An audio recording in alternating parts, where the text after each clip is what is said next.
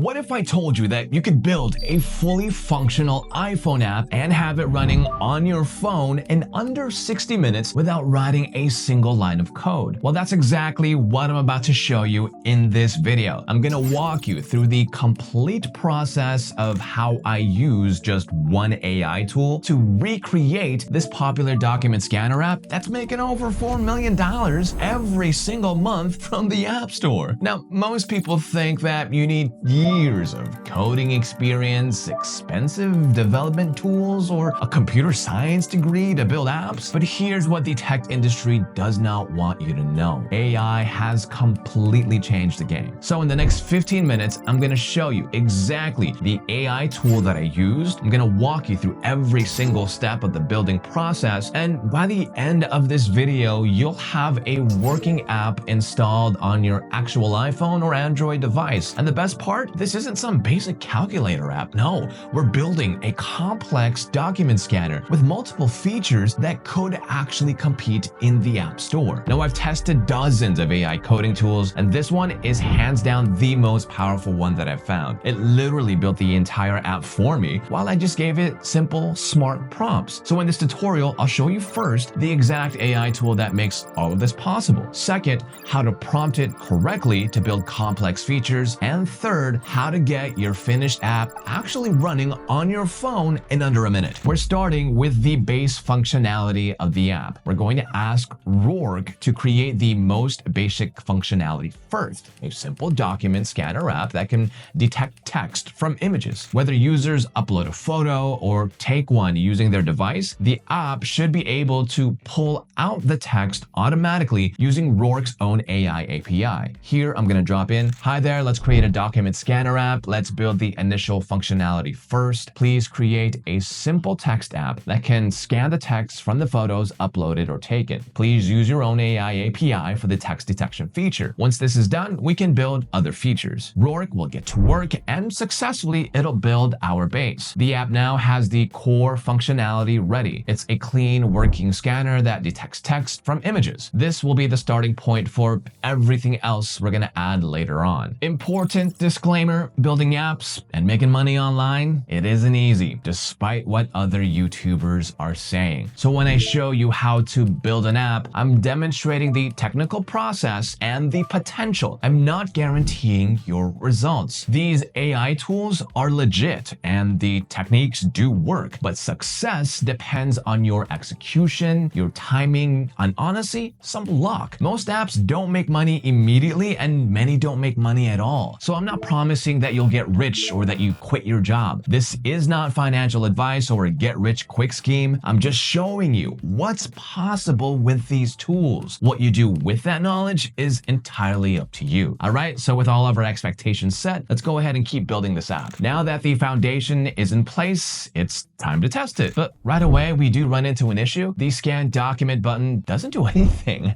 We'll try uploading a photo, but as you can see, nothing happens. There's no text, no error message, just silence. So let's send Rork another prompt to take a look. Please check the scanning functionality. The scanning doesn't seem to work. No results are showing after upload. So after a bit of processing, Rork comes back to me with a fix. And this time when we do upload a photo, everything runs smoothly. The image loads, the scan kicks in, and the app finally pulls out the text just like it's supposed to. The scanner's up and running, but right now, all it does is just show the text. That's not quite enough. If we do want this to be a practical tool, our user should be able to tweak the text and then save it in the format that they need, whether it's for notes, for documents, or for images. So here, I'm gonna tell Rork, great, now please add the option to format the acquired text and export it as a PDF, a PNG, or a JPEG. Rork will add the features as requested. We can see the editing tools in place, and there's a new export button for saving the file. Now, everything looks good, except for one thing. As you can see, the export function doesn't actually work yet. Clicking on it doesn't trigger anything. So again, we've got one more bug to tackle. Okay, so everything's coming together, but there's still one issue holding us back. The export button doesn't actually do anything. The formatting tools are in place, the scanned text is editable, but when we try to export, nothing does get downloaded. So again, we'll just go back to Rork and say, great, So the options work, but the export options don't seem to do anything. Please always make it so that whenever I export something, it automatically gets downloaded to my device. So Rork will run that prompt, and this part takes us a few tries. Now there are some error message along the way, and we have to just send a few more prompts to get it just right. But eventually, the export functionality does kick in. So now whenever we hit export, the file automatically downloads to the device exactly how we wanted it. Okay, so the export function finally works as expected. So the next focus now is the text editor. And right now we can bold, italicize, and change alignment, but there is a catch. Any change applies to the entire document, which isn't exactly ideal if we're aiming for real editing flexibility. So let's just tell Rork, great, perfect. Now let's revamp and improve the editing feature. I want to be able to properly edit the document before exporting. We currently can italicize, bold, set the alignment, etc., but it affects all of the text. Please update this so that such changes only affect the specific text that I highlight, making it closer to proper word editing software. As expected, this will take a few retries and a few reprompts, but it is well worth it because after some back and forth, Rork finally delivers a proper text editor. We can now highlight specific parts of that text and apply formatting just like we would in standard word processing software. All right, at this point, the core features are in place. Scanning works, editing is flexible, and exporting runs smoothly. But the interface still feels a bit plain, at least to my eyes. It does a job, but visually it could use some polishing, right? So let's prompt Rork to give it a cleaner, more professional look. Great, now let's improve the UI of the app. Let's make it look more polished. Also add a dedicated history tab for all of the past scans. Now Rork applies the changes and we can see the difference right away. The layout looks sharper, the buttons are more refined, and there's now a dedicated history tab where users can easily view all of their past scans. The app finally looks as good as it performs. And now it's time to set up the back end. And for this project, we're going to use Supabase. This is what we'll use to power the login functionality. So let's go ahead and get it ready before moving on to authentication. First, head over to Supabase and create a new project. Give it a name that makes sense for your app. And when the password gets generated, make sure to save it somewhere safe. We'll need that later on when connecting everything together. And for now, that's it. The Supabase project is live and ready to go. We're not hooking it into the app, not just yet, but it's all prepped. The API keys will come in soon when we start building the actual login system. Having Supabase ready is just the first part. Now we need to define what kind of data it's going to handle. And that means setting up the actual database tables for things like document storage and user login. So let's ask Rork for the queries we'll need. Here, I'm going to drop in, great. Now please give me the Supabase queries so that I can create the database. It's for document storing and the user creation / logging in. Rork returns everything that we need, structured queries for both the document and the user tables. We're going to plug these into Supabase in the next step to get our database fully set up. With everything all lined up, the Supabase project created and the queries ready, it's now time to actually wire it into our app. And this means telling Rork to install the right package and connect the back end. So here we're going to tell Rork to enable Supabase and install the @supabase/supabase-js library using Expo. That's the client we'll need to start making calls to our database. Rork will handle the setup and it installs everything smoothly. Supabase is now wired into the project and we're officially ready to build out the login system and manage user sessions directly from the app. So up to this point, we've focused on the backend setup. Now it's time to make things functional for the user. We need a proper interface where people can sign up, where they can log in and manage their sessions within the app. So we're going to ask Rork to take care of the UI side while we handle the authentication setup in Supabase separately. The goal here is to build a simple, clean login and sign-up screens that tie into the backend. There is going to be a bit of back and forth during the process, but eventually everything will click together. The login and sign up pages are working and session handling is fully in place. Our users can now create accounts, they can sign in and stay logged in without any issues at all. So right after setting up the login screens, we need to make sure the back end knows where to store everything. Supabase is ready, but the database itself is still empty. There are no tables, there's no structure. So we just jump into the SQL editor, and then I'm going to open up a fresh query window and then paste in the set of queries Rork gave us earlier. Now these take care of everything. One table for the user accounts and another for the scanned documents that'll be created inside the app. A quick run of the query, and just like that, the foundation is set. Supabase now has a place to store all the incoming data, and the app finally has somewhere to send it. Now, there's no point in setting up a database if the app can't actually reach it, right? So this part's all about wiring that connection in. Rork needs to know where Supabase lives and how to talk to it. Now, up in the corner here, there's an integrations button. We will click that, then select the environment variables panel, and then we're going to paste in the variables from the project page in the Supabase dashboard. And that's pretty much it. That's enough. With those two values in place, the app and Supabase are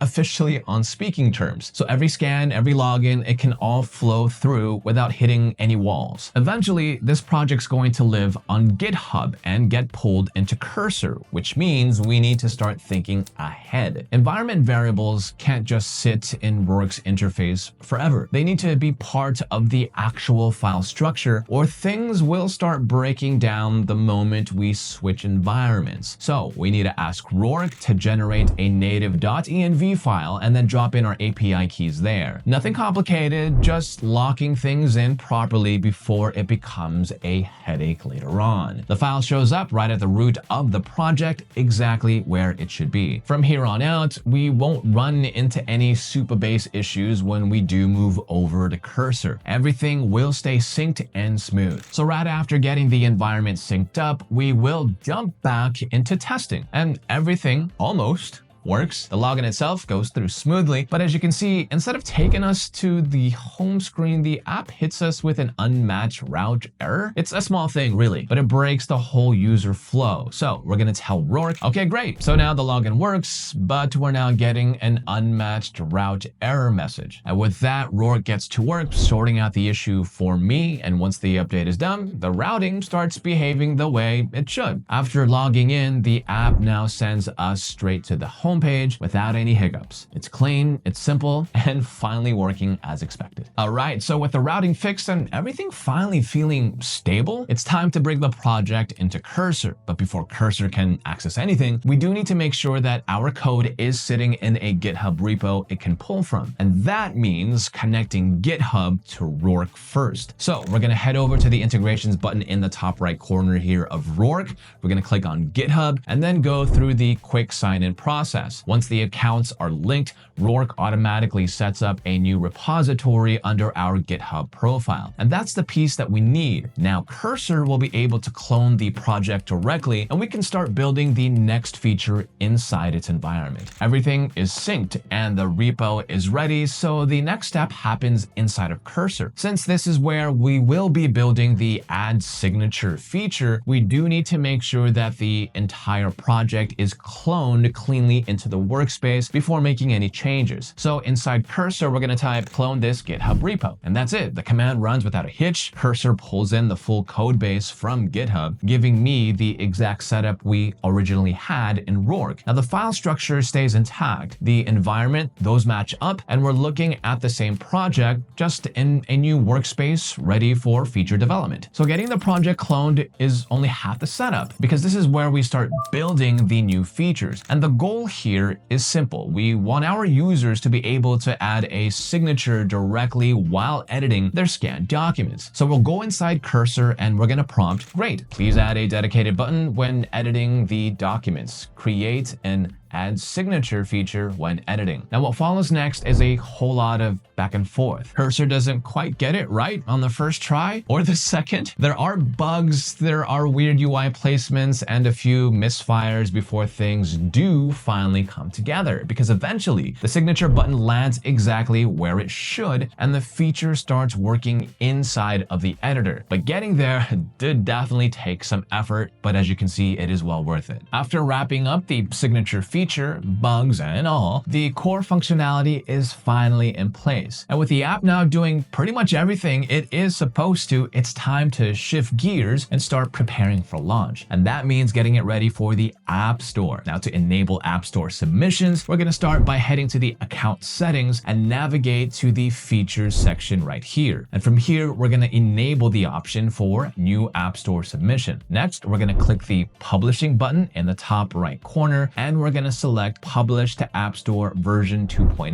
Now, this opens up the submission flow where we need to enter our Apple developer credentials. Then we're going to switch over to our Expo account to generate a new token. Now I'm going to give the token a name, I'm going to copy the key and return to the publishing menu in Rork. Now once in here, we're now going to paste in the Expo token. We're going to fill out the required details and then hit submit to send the app off for full review. All right, so now it's time to log into the app using the credentials that we set up earlier during development. And since everything hooked up to Supabase, the app checks those details right away. And as long as everything matches together, we're in. Once we're logged in, we land on a really clean home screen with a smooth iOS-inspired design. Here at the top, there's the app title, and down at the bottom, we've got the main navigation tabs, main, home, and profile. On the page itself, we have two options, camera and gallery. One lets us take a new photo, the other lets us upload one from our device. And in the bottom right here, you can also see there's a quick scan button for when we want to jump straight into scanning without any extra steps. Let's try out the scanning features by tapping on the camera option. Now the app first asks for camera permissions, which we allow, and right after that, it launches us straight into the camera view so we can snap a photo of the document that we want to scan. After taking the photo, we get the option to crop it, which is super useful when we only need a specific part or section of a file. And once we're happy with the crop, Rork kicks in and starts processing the scan. A few seconds later, the text is extracted and we're taken to the main editing screen. In here, we can see the title, the extracted content, and a set of customization tools. So we're going to fill in the title, tweak the alignment just a little bit, and hit save. And once saved, a set of new actions appear: edit, share, export, and delete, giving us full control over the document. From there, we're going to tap on edit to explore one more feature, which is adding a signature. The editor now includes a signature tool, so we can place a custom signature directly into the document. After that, we're going to hit export, and the app gives us 3 file format options: PDF, PNG, and JPEG.